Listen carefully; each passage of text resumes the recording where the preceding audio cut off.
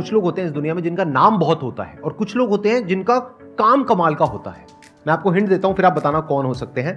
उनका एक YouTube channel है जिसपे 35 लाख से ज्यादा सब्सक्राइबर्स हैं और 19 करोड़ से ज्यादा व्यूज हैं। वो क्या करते हैं, एक बुक को पढ़ते हैं, जिस बुक को पढ़ने में हो सकता है आपको 4 घंटे लगे, 5 घंटे लगे, उस बुक को पूरा वो पढ़ते हैं, फिर उसकी समरी बनाते हैं और शॉर्ट में 10 से 15 मिनट के अंदर अंदर उस समरी को आप लोगों के साथ में शेयर करते हैं। ये book exactly. Let's give a big round of applause for the one and only Mudassir Khan.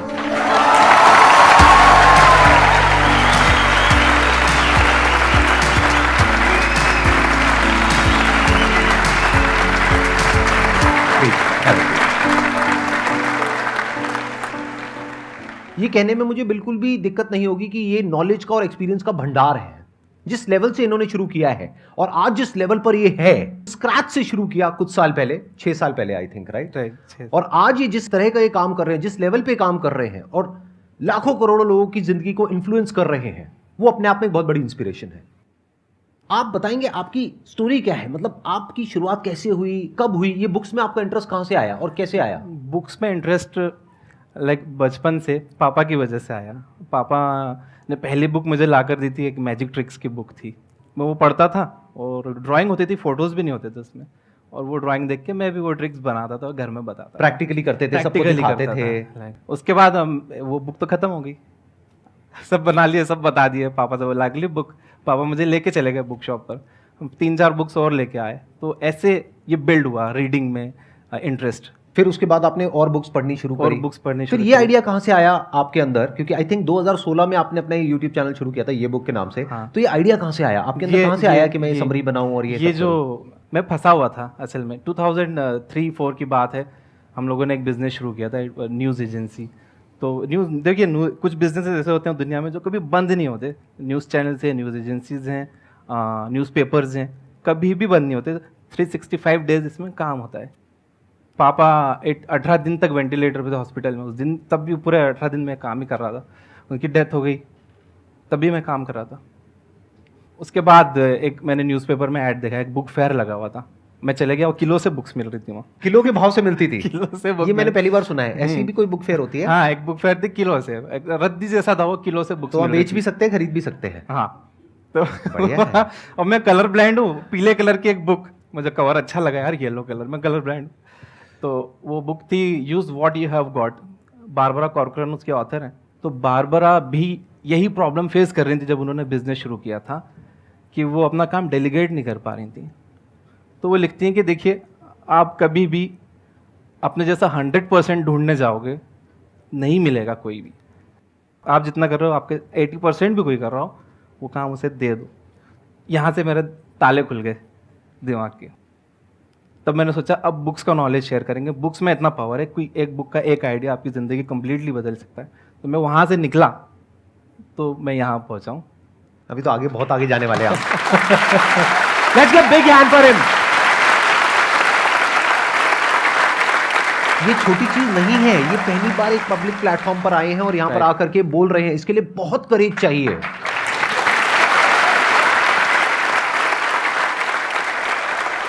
अभी थोड़ी देर पहले भी ये कॉन्शियस हो रहे थे, तो मोनिका जी जो है हमारी, उनका मेरे पास में फ़ोन आया कि सर ये थोड़ा सा हो रहे हैं। तो मैंने फ़ोन पे भी इनसे बात करी और मैंने एग्जैक्ट जो वर्ड्स बोले थे इनको, वो मैं रिपीट कर देता हूँ यहाँ पे आप सबके सामने। आपका एक भाई है जिसके साथ में आप बैठ रहे हो और बात करने वाले हो। भूल जाओगे यहाँ पे कोई ऑडियंस है, और जो ऑडियंस है वो भी सब भाई बहनें हैं। अगर आपको बहनें बोलने में कोई दिक्कत ना हो तो कोई दिक्कत नहीं। 5 साल पहले जब मुझे कोई जानता नहीं था, अभी भी कोई नहीं जानता। अब जानेंगे, अब जानेंगे इस वीडियो के बाद में, अब सब जानेंगे। 5 साल पहले कुछ 3-1 हज़ार सब्सक्राइबर्स थे। तब मैंने आपके शो पर ऑडियंस में आने के लिए अप्लाई किया था।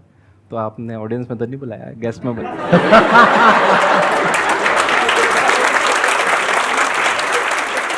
तो मुझे लगता है कि आने वाले कुछ महीनों में या सालों में इनमें से भी कई लोग आपके सामने यहाँ बैठे होंगे। 100%।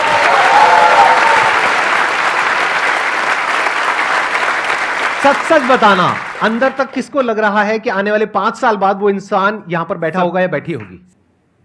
और कोई बड़ी बात नहीं है कि आपका वो लेवल आ जाए कि आप यहां पर बैठ करके मुझे कहो चल जा करके वहां बैठ।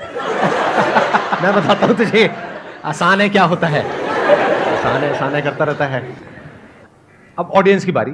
सर जैसे कि आपको बुक्स रीड करने का बहुत शौक है सर, मुझे भी बहुत है, बट सर जो मोटिवेशनल बुक्स होती हैं जिसमें कोट्स बहुत सारे होते हैं, तो उसको रियल लाइफ में कैसे इम्प्लीमेंट किया जाए जिससे कि हम मोटिवेट रहें? देखो, बाहर से आने वाली मोटिवेशन टिकती नहीं है जब तक मोटिवेशन अंदर से ना आए।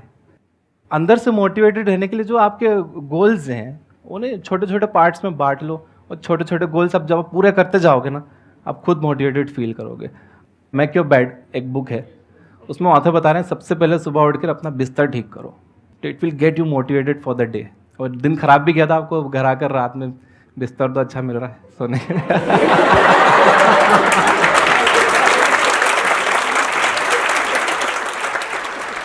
Thank you so much sir, Most welcome. Invite करने के लिए। और मैं बहुत खुश हूँ, मुझे रात में नींद नहीं आई आपसे मिलने के लिए, मैं इतना एक्साइटेड था। सर मेरा क्वेश्चन आप दोनों से ही है कि सर्वाइवल तो सभी कर रहे हैं, बट एक बार जब सक्सेस मिल जाती है और सक्सेस की हाईएस्ट पीक पे पहुंचने के बाद डाउन टू अर्थ कैसे रहना है, उसका क्या सीक्रेट है? आप ये सवाल पूछ रहे हो, टॉन्ट मार रहे हो? नहीं सर, मैंने देखा है सर, बहुत लोग सक्सेस मिलने के बाद ना कितनों को वो समझ आया मैंने क्या कहा है? पैसा सर पे चढ़ जाता है लोगों के सक्सेस मिलने के बाद। हाँ success- बिल्कुल सही कह रहे हो, तो सर आप बिल्कुल सही कह रहे हो मेरे बारे में। नहीं सर, एक ना एक दिन तो सभी सक्सेसफुल हो ही जाएंगे अगर सर को फॉलो करेंगे, बट मैं ये जानना चाहता हूँ कि सक्सेस किसी भी फॉर्म में अगर मिलती है तो उस पर्टिकुलर जो सक्सेस, जैसे किसी को नॉलेज बहुत हो जाए तो उसको नॉलेज का घमंड ना आ जाए, तो उसके लिए भी वो डाउन टू अर्थ कैसे है? आप एक काम करो ना, आपके हाथ में माइक है तब सीधा ही मार दो। नहीं आप मार दो मुझे। सर आपके लिए नहीं है सर। घमंड नहीं दिखता है, गुस्सा दिखता है, और गुस्से के पीछे जरूरी नहीं है घमंड हो सकता है कोई वजह हो जो किसी को पता ना हो, और दूर से दुनिया देख करके कह रही है उसमें बहुत घमंड आ गया है। जैसे कोई आदमी है वो किसी से बात नहीं करता अपनी कॉलोनी में, लोग क्या कह रहे हैं, वो बहुत घमंडी है, उसको सक्सेस मिल गई है तो उसमें बहुत घमंड आ गया। अरे घमंड नहीं आया, वो इंट्रोवर्ट है, वो किसी से बात नहीं करता है। कोई इंसान है उसको कभी गुस्सा नहीं आता है, एक बार उसको गुस्सा आ गया तो पूरी दुनिया क्या कह रही है, वो घमंडी है। गुस्से में और घमंड में बड़ा फर्क है। जैसे पहले के जमाने में आपने कहानियां सुनी होगी, ऋषि मुनि होते थे, अपनी तपस्या कर रहे हैं, शांति से बैठे हैं, अपना काम कर रहे हैं, कोई आया उनकी तपस्या भंग करके चला गया तो उन्होंने उसको श्राप दे दिया, तो उनको गुस्सा आया ना, तो क्या वो घमंडी है? बहुत थिन लाइन है जिसको हम समझ नहीं पाते। बहुत ही थिन लाइन है जिसको हम समझ नहीं पाते हैं। यस। और उसको समझना बहुत ही कॉम्प्लिकेटेड है, क्योंकि उसमें इतने सारे फैक्ट्स इन्वॉल्व हैं जिसमें से 99% फैक्ट्स तो सामने वाले को पता ही नहीं होते हैं। यानी आपके पड़ोसी के बारे में 99% बातें हैं जो आपको पता ही नहीं है, और आप 1% के बेस पे उसको जज कर रहे हो। मतलब कि अपना ध्यान अपने काम पर रखो और दुनिया का जो काम है वो उन पे छोड़ दो। दुनिया का काम है आपके काम में कमियां निकालना, करेक्ट। आपका काम है अपने काम को अच्छे से करना। करेक्ट। तो आप अपना काम करो, दुनिया को उनका काम करने दो। और जैसे आपने बताया शुरू में कि अगर कोई ज़्यादा बात नहीं करता किसी से तो ज़रूरी नहीं घमंडी, वो इंट्रोवर्ट हो सकता है। मैं भी इंट्रोवर्ट हूँ, और मुझे भी अभी रिसेंटली पता चला है कई लोग घमंडी बोलते हैं। ध्यान से समझना, यहाँ पे एक बहुत बड़ा पॉइंट है। जो लोग इनको घमंडी बोलते हैं और घमंडी समझते हैं, क्या मनी मन उनको इनके ऊपर गुस्सा नहीं आएगा, इनसे जेलसी नहीं होगी, उनको बदला लेने की भावना नहीं आएगी इनकी तरफ, उनके मन में, जबकि इनके मन में उनके लिए कुछ भी नहीं कुछ है, भी नहीं है, बट उनके मन में आ चुकी है। अब उसका क्या इलाज है? ये दुनिया ऐसी ही है, तो दुनिया को दुनिया के हाल पे छोड़ दो।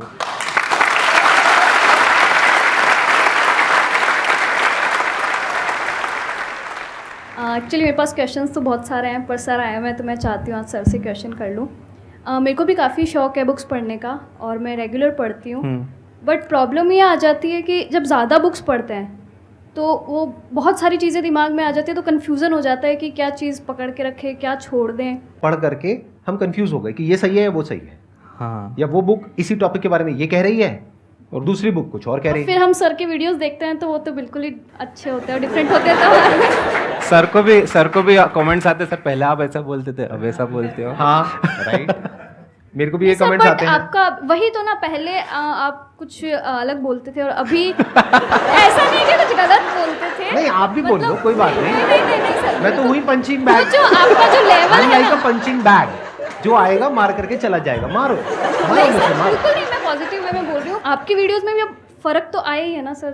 पहले आप आप मेरी तारीफ कर रहे हो, बुराई कर रहे हो? सर मैं तारीफ कर रही हूँ, अब अच्छा, बहुत तारीफ अच्छे कर रहे वे में, मतलब अब तो ठीक है। लेवल हाई हो गया। पता नहीं लगता आजकल कौन क्या कर रहा है, पूछना पड़ता है। हाँ, देखिए किसी भी बुक की बात को ब्लाइंडली बिलीव तो नहीं करना चाहिए। आपके पास एक दिमाग है तो अपना दिमाग भी चलाना चाहिए। और मैं तो ये मानता हूँ ज़्यादा बहुत सारे सेल्फ हेल्प बुक्स पढ़ने की ज़रूरत नहीं है।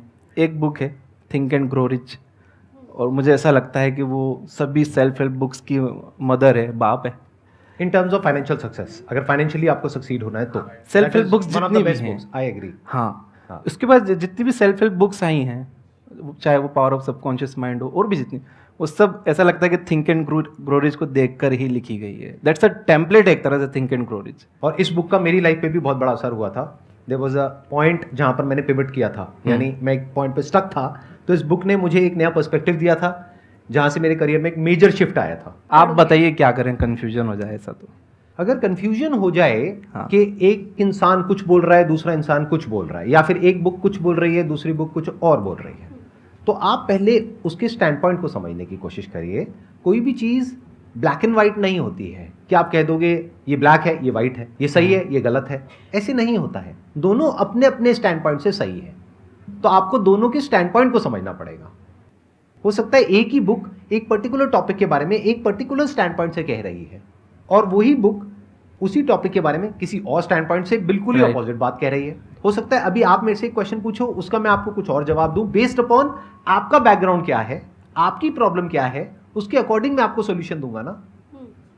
दूसरी तरफ से कोई और इंसान होगा जो सेम क्वेश्चन पूछेगा या पूछेगी, लेकिन उसका जो बैकग्राउंड है उसको मैं समझ करके हो सकता है उसको बिल्कुल ही एक अलग जवाब दूंगा।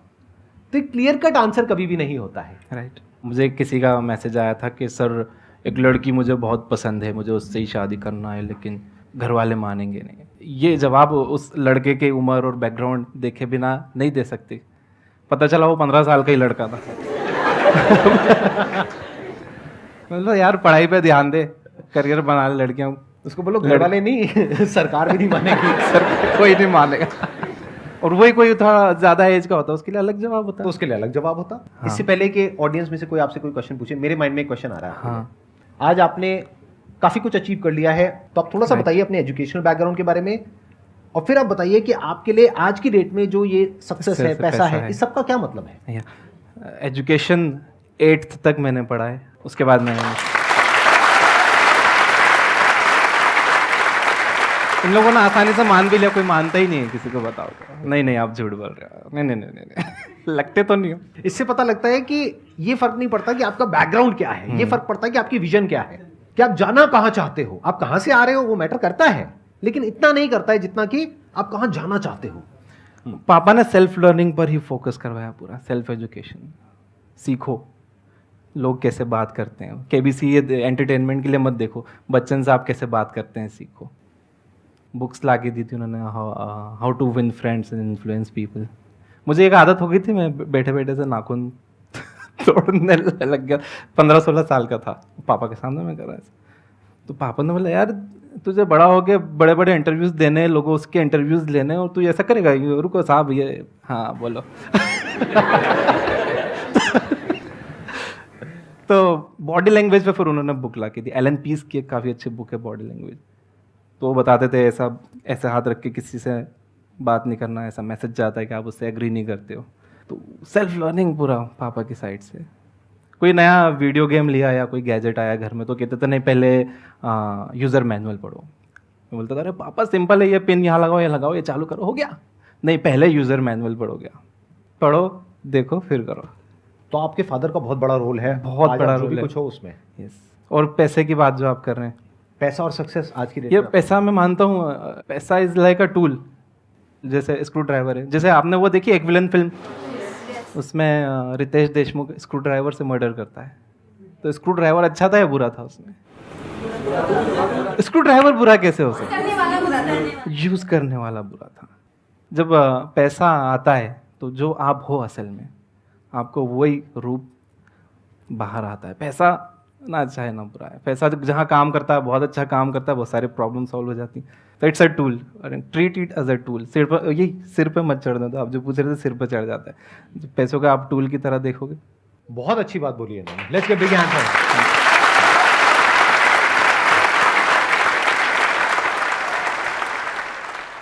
हेलो, अच्छा, ओके, नमस्ते लिप सर। रीड करेंगी, ओके।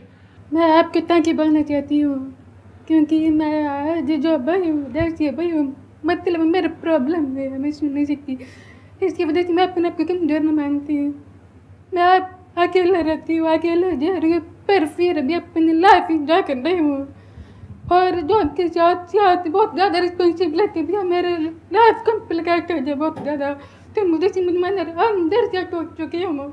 मैं अकेला रह रही हूँ, प्रॉब्लम है, कमजोर नहीं हूँ, लाइफ जी रही हूँ खातिर, पर अंदर से गोल अचीव करने का हुनर टूट चुका है, तो कैसे कर सकती हूँ मैम?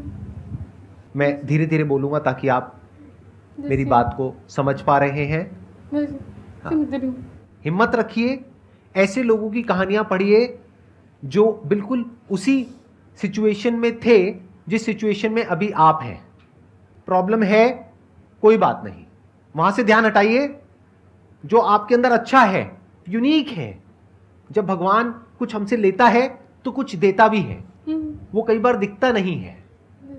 जब भी दिखेगा तो उस पर फोकस करिए और लाइफ में आगे बढ़िए। आप बहुत आगे जाएंगे, बहुत कुछ अच्छा करेंगे।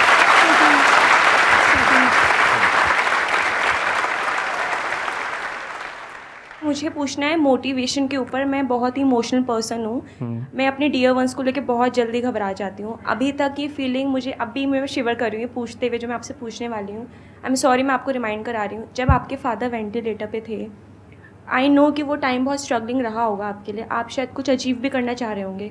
तो क्या आप मुझे प्लीज़ थोड़ा इंस्पायर करेंगे, आपने कैसे उस टाइम को डील किया, कैसे मोटिवेशन हुई? उस टाइम मैंने कैसे डील किया? देखिए, टूट जाता है इंसान, डील क्या करेगा उससे? It takes time to recover. वो रिकवर ज़िंदगी भर नहीं हो सकते, आप हमेशा कमी लगेगी। क्या आपने भी किसी अपने को खोया है? सर ऐसा हुआ नहीं, बट मैं डरती हूँ। डरते हो कि ऐसा हो गया तो? हाँ सर। एक तो ये आपको एक दिमाग में बात बिठा के रखनी चाहिए कि कोई भी आपके साथ हमेशा रहने वाला नहीं है। आप रिमाइंड कराते रहना चाहिए, हर चीज़ टेम्प्ररी है। आप भी, मैं भी, हमारी फैमिलीज भी, हर रिश्ता टेम्प्ररी है। तो ये आप खुद को रिमाइंड कराते रहना चाहिए। Good morning sir. पहले गुड गुड मॉर्निंग। मॉर्निंग जी। जोश होता है कि नहीं यार किताब पढ़ लूँगा, एक दो किताब, एक दो लाइन पढ़ता हूँ, एक दो टॉपिक थोड़ा 2-4-5 पेज पढ़ता हूँ, फिर एक दो दिन के बाद फिर ठंडा हो जाता हूँ। इनको ना थोड़ा सा गर्म कर दो आप।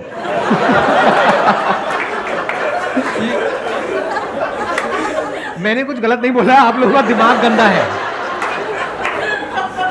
अश्लील लोग, उन्होंने बोला वो ठंडे हैं, मैंने कहा उनको गर्म कर दो बस। कैसे करना है, क्या करना है, वो इन दोनों के बीच की बात है। मैं कौन होता हूँ बीच में कुछ बोलने वाला? हाँ। 4-5 दिन के बाद जब फिर पढ़ना शुरू करता हूँ तो लगता है यार पीछे वाला तो आप कैसे पढ़ते हो? बेड पर पढ़ते हो? बेड पे भी पढ़ता नहीं, हूँ। बेड पर पढ़ना छोड़ दो, टेबल चाहिए, चेयर चाहिए। अब माहौल होना चाहिए पढ़ने का। बेड पर पढ़ोगे नींद आ जाएगी, क्या पढ़ पाओगे? 2-4 दिन 5 दिन करता हूँ, पर फिर जाके फिर वो देखो, आपके पास पर्पस होना चाहिए। वो किताब आप क्यों पढ़ रहे हो? वो कह रहे हैं पर्पस क्या है आपका वो बुक पढ़ने का? जो भी हाँ। बुक आप पढ़ रहे हो, पहले तो किस टाइप की बुक पढ़ रहे हो जो आप ठंडे हो रहे हो? तो ऐसी बुक पढ़ो ना, थोड़े गर्म हो जाओ।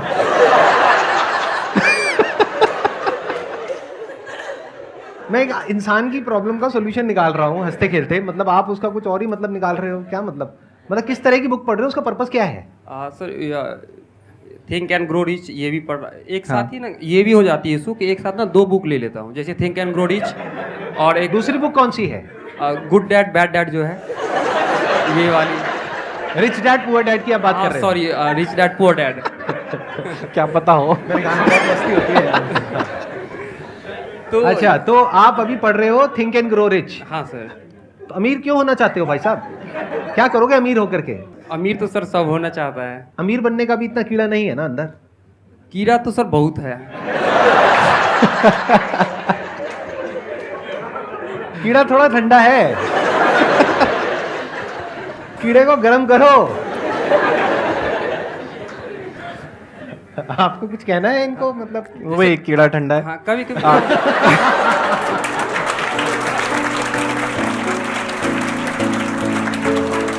आपके लिए एक छोटा सा गिफ्ट है। आप कितनी दूर से सर, आए सर। हमारे लिए यहाँ पर अपना टाइम निकाल करके। सर आपने पहले ही आप कितना, कहाँ से, औरंगाबाद से? हाँ मैं औरंगाबाद से हूँ। Thank you so much, it means a lot to me and my entire team. ये हमारी पूरी टीम की तरफ से, हमारी पूरी फैमिली की तरफ से आपके लिए एक छोटा सा गिफ्ट है। Thank you so much.